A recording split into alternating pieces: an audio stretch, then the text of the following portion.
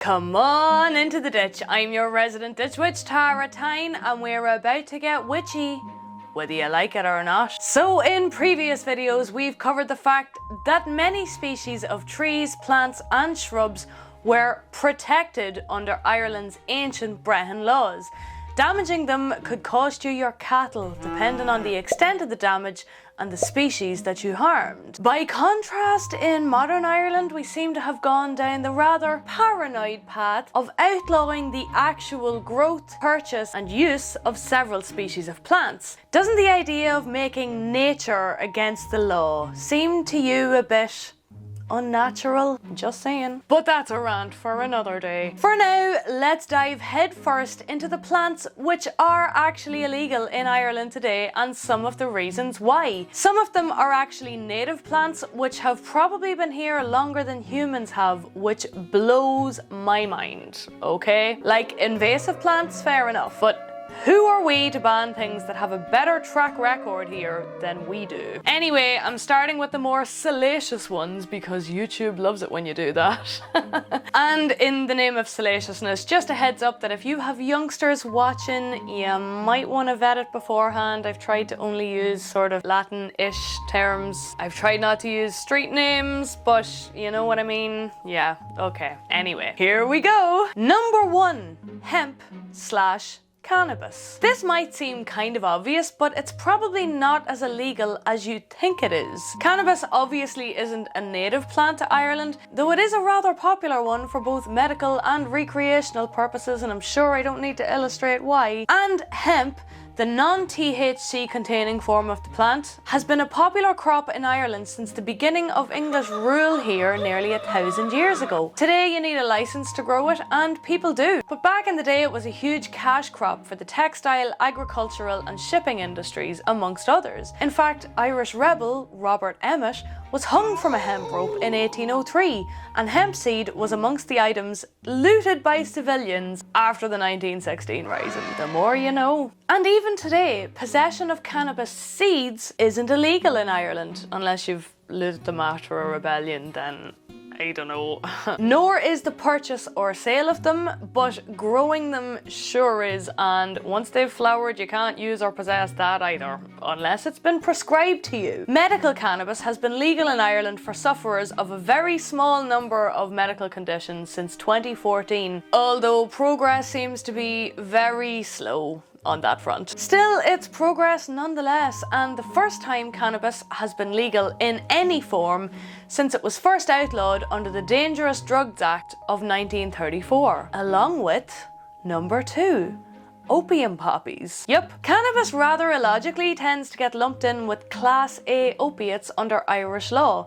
They were both made illegal under the same 1934 Act, which, although we're told it replaced an earlier English law here in Ireland, came coincidentally around the time Harry Anslinger was picking up speed with his campaign of fear-mongering against marijuana in America, and also 9 years after cannabis had been deemed as bad as opium on an international stage under the 1925 International Opium Convention. However, unlike cannabis, the opium poppy has likely been used as a natural remedy here for centuries at least. Its Irish name, culladine, suggests its sedative properties. So would you be able to tell an opium poppy from a common one if it was growing in your garden? No? Well, the good news is that your local member of An Garda Síochána probably couldn't either, unless you're growing it in a bloody big kitted out warehouse and keeping a record of how many metric tons of opium poppies you've harvested that year, or like selling it to actual children. Then the chances of you getting arrested for having a plant growing in your garden are slim to none. But remember, I'm not a solicitor, I have zero legal training, and nothing in this video should be construed as legal advice. Number 3, bit of a sore point for me, St. John's wort. So whilst we're having a poke around your garden, there's a native species which might well be growing there and which should technically get you arrested if you're caught using it.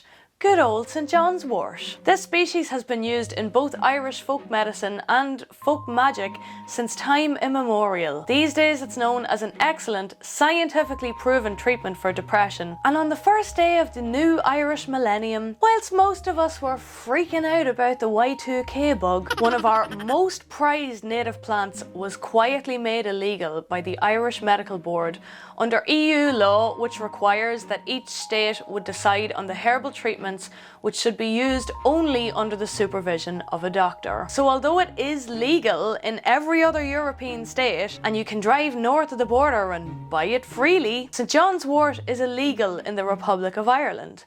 The Irish Medical Board say they were afraid that people would be using it in conjunction with other medications and that might cause some negative side effects, but mainly that depression was something that should be left in the hands of doctors, not patients. You'd think because of that we'd have access to a decent mental health infrastructure, but we don't.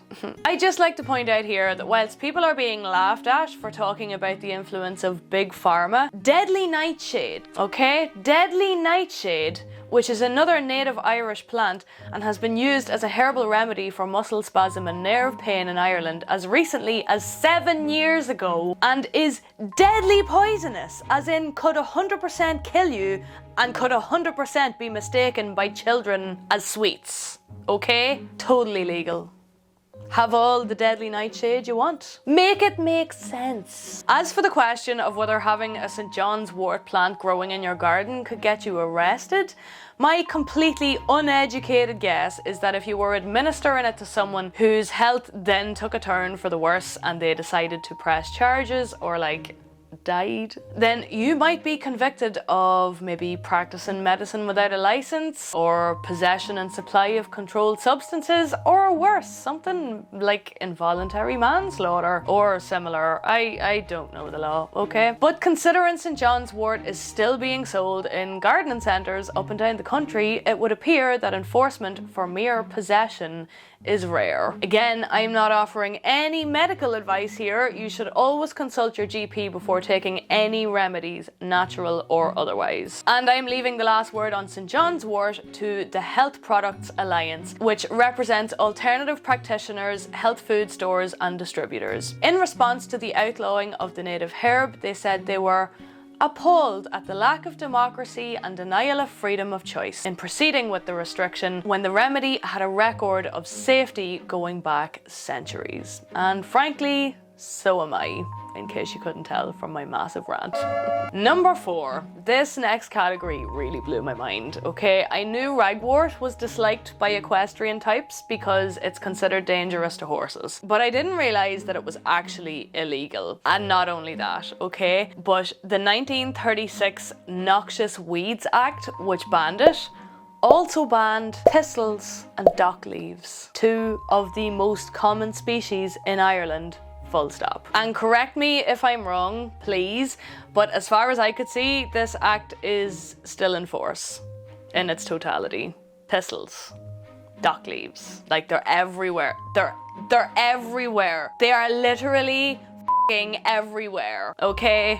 It's like making nettles illegal, literally. You know, we should go a step further. We should just ban all of nature. That's it. It's illegal, it's messy, you know, it's just ban it. Ban it.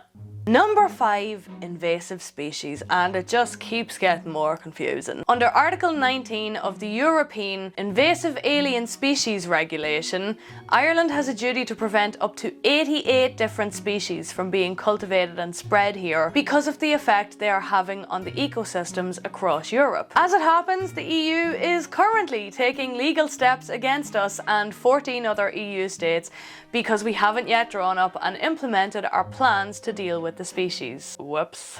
There's a good chance you've already heard of some of them, such as giant hogweed, Japanese knotwood, Himalayan balsam, rhododendron, etc.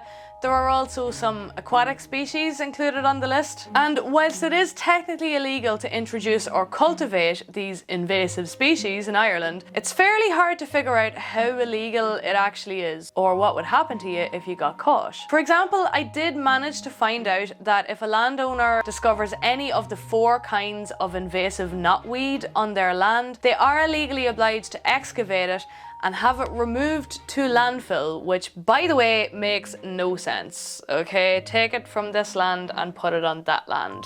Problem solved. What?